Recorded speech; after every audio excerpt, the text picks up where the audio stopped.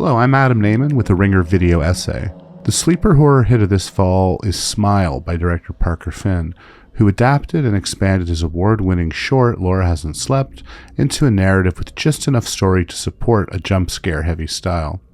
The film documents a bizarre supernatural phenomenon whereby everyday people end up committing suicide in spectacular fashion. Anybody who witnesses their deaths, meanwhile, is haunted by visions of the deceased, fixing them with a demonic grin. The idea of a curse that somehow goes viral is a staple of the horror genre, and while Smile's imagery may end up being iconic, the film fits into a larger and more varied tradition of thrillers. In this video, we've chosen to focus on a group of movies in which terror, be it supernatural, psychological, or even extraterrestrial, ends up being contagious. And if you do watch, make sure to pass it on to somebody else, just to be safe.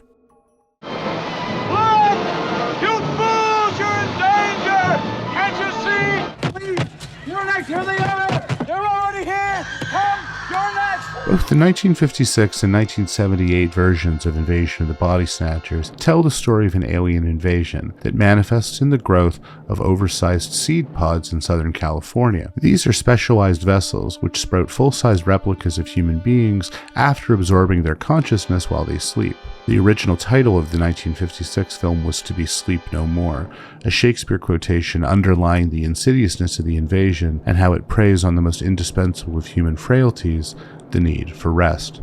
In Don Siegel's film, the pods were period-specific metaphors for potential communist invasion, or maybe for the finger-pointing hysteria over the possibility of a communist invasion. In Kaufman's late 70s remake, the pods satirized creeping fears of Reaganite conformity, the flip side to San Francisco's countercultural flower power movement. Thank God you're finally here. These people are driving me nuts. What's at stake in both versions of Body Snatchers is nothing less than humanity itself, with likable, humane heroes replaced one by cold, emotionless doppelgangers, all of whom end up sounding very happy to have been replaced. You and I are scientific men. You can understand the wonder of what's happened. It's a chilling vision of colonization, culminating in Kaufman's version with one of the great paranoid climaxes of all time, as Donald Sutherland seemingly reaches through the screen to recruit viewers to the dark side.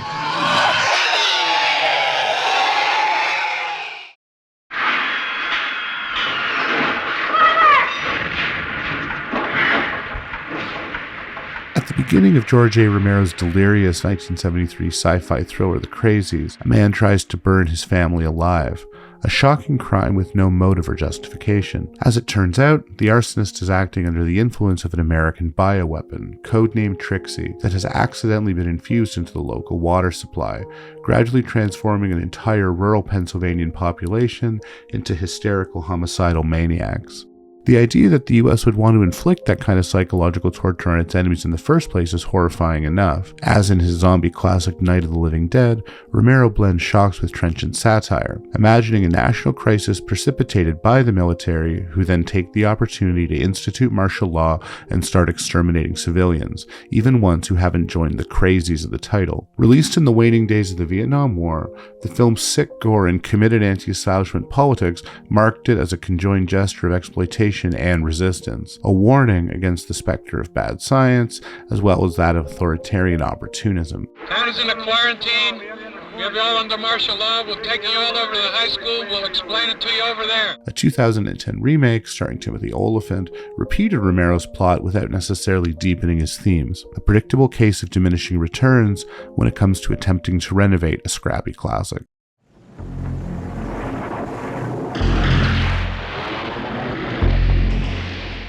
The eponymous extraterrestrial in John Carpenter's The Thing assimilates a series of human hosts, turning a remote Antarctic outpost into a lethal arena for hide and seek. Early on in the film, a scientist who recognizes the Thing's MO runs a computer simulation which suggests that, if not contained in the freezing climate, the creature could potentially replicate all life on Earth in a matter of days, upping the story's stakes to an apocalyptic level. While the alien in the Thing is not technically a virus, Carpenter's clinical direction and the explosive gore effects root the material in an expressly biological sense of dread.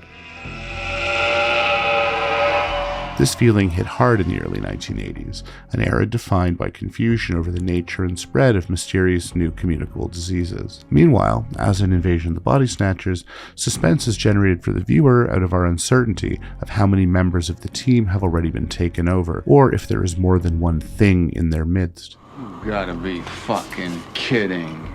This ambiguity extends to Carpenter's bleak, snowy coda, with the battered and bloody Kurt Russell and Keith David reduced to waiting each other out over a bottle of Scotch whiskey. It's an ending so good that Quentin Tarantino pretty much hijacked it outright for The Hateful Eight.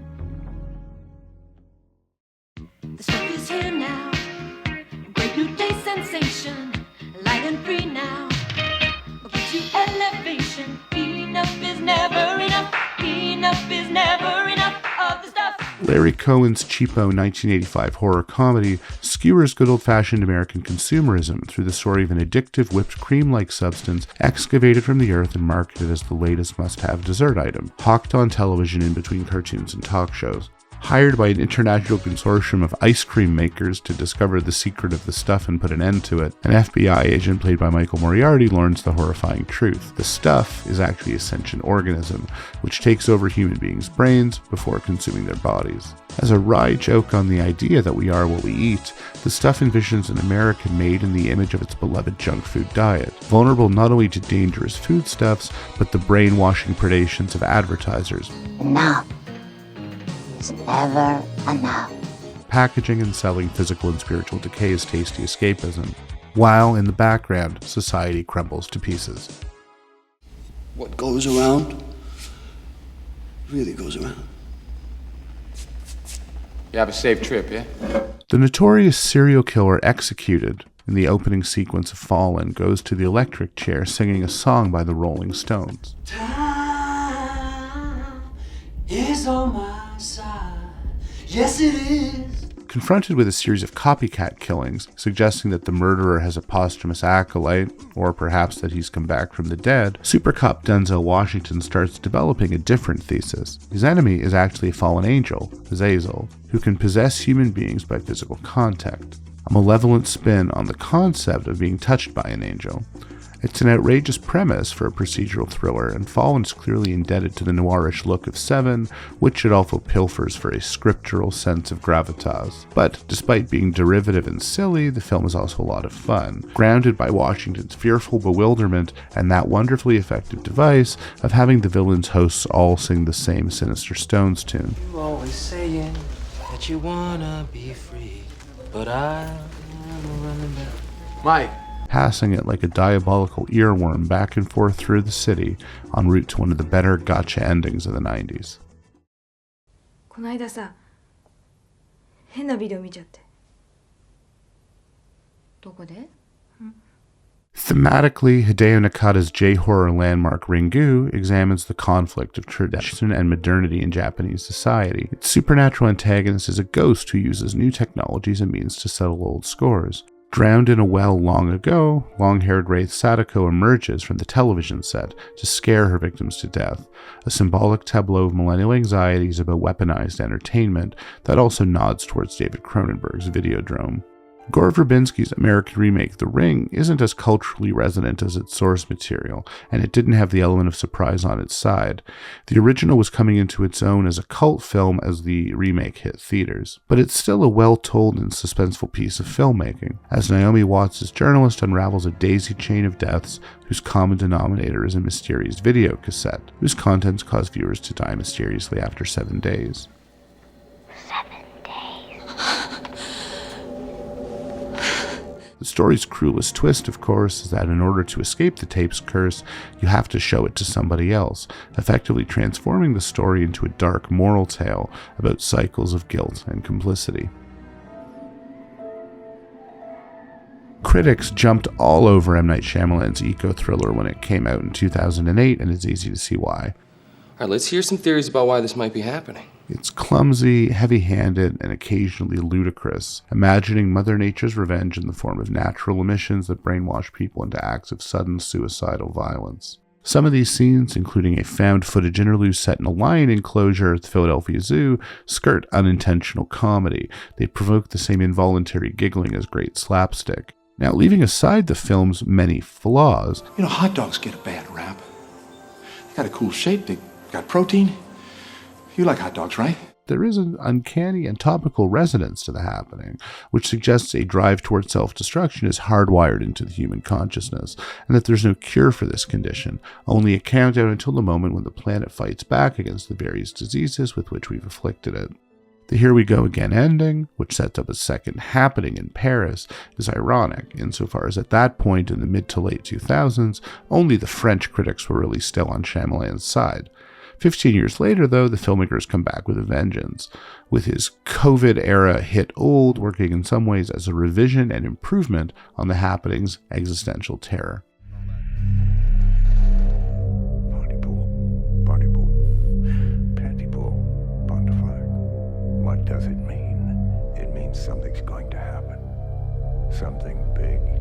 Language itself is the enemy in the underrated low-budget Canadian thriller Pontypool, which is named for a small town outside Toronto, Ontario, aka Cronenberg country, the epicenter of Canadian cinematic horror. The film is set almost entirely inside a radio station, whose long-tenured shock jock host Mazzy, played by the great Stephen McCaddy, turns into a correspondent, broadcasting news of mysterious riots whose perpetrators are overheard chanting repetitive polysyllabic nonsense. We have also learned that some of the perpetrators are speaking in bizarre ways. They're babbling in ways that no one understands. We don't know if this is a way of trying to terrorize people. We don't know. These utterances are symptoms of a virus that expresses itself by affecting patterns of speech and understanding.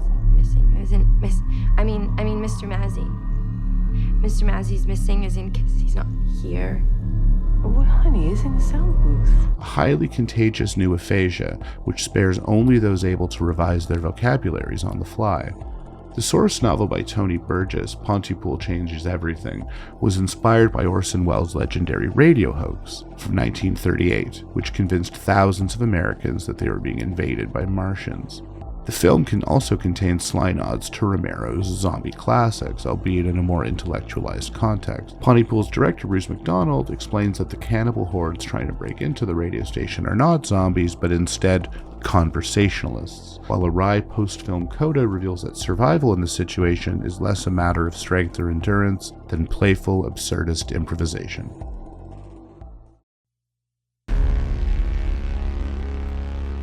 After meeting a handsome boy at the movies, Jay, a high schooler played by Micah Monroe, ends up going on another date and sleeping with her new boyfriend. It's a prologue that could be the setup for a rollicking romantic comedy. However, immediately afterward, she ends up chloroformed and tied to a chair, while her lover gives her the bad news. You can get rid of it, okay? Just sleep with someone as soon as you can. Just pass it along. If it kills you, it'll come after me. He has passed on an entity to Jay through intercourse, which will slowly and inexorably pursue her wherever she goes. No matter what she does, it will find her. Her only hope of survival is to shift the curse to a new person by having sex with them. Mitchell was a child of the 80s, with all those films with linked themes of sex and dead teenagers, and as such he plays intelligently with the dual meaning of body count throughout It Follows. After all, what could be more mortifying than being chased wherever you go by apparitions representing your past hookup history? Mitchell's vision of a plotting, unstoppable, shape-shifting demon is simultaneously funny and freaky, allowing for all kinds of virtuoso set pieces, especially those executed with a spinning tracking camera. The script, meanwhile, asks some barbed ethical questions in between the plot points, like what does it take to break a cycle of suffering, and more hauntingly, the question of why should anyone take it on themselves to die at the hands of a sexually transmitted ghost, when everyone else around them seems willing and even happy to just pass it on.